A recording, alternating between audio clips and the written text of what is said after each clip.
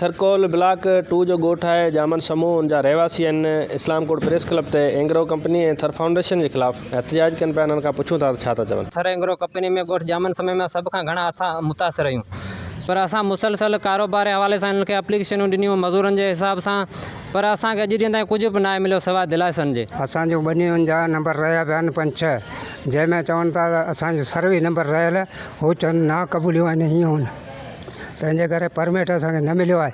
असीं बेरोज़गार आहियूं, त पोइ असांजी ज़मीन हिन हिसाब सां कब्ज़ा करे वेठा आहिनि अंदरि। एग्रोकॉल कंपनी जेको आहे मुसलसल असांखे धिके रही आहे, को बि अॼु ॾींहं ताईं न मज़दूर खयो वियो आहे। मेरिट जी लताड़ लॻी पई आहे, पंहिंजे मनपसंदि माण्हुनि जा मज़दूर खया वञनि था, उन्हनि खे ठीका कारोबार ॾिना वञनि था। मुतालबो कनि पिया सिंध हुकूमत खां त नोटिस वरितो वञे, असांखे घुर्बल जेके सहूलियतूं आहिनि उहे ॾिनियूं वञनि। गाज़ी बजीर, अवामी आवाज़, TV न्यूज़, इस्लामकोट। विज़िट कयो अवामी आवाज़ मीडिया ग्रुप जी वेबसाइट awamiawaz.pk।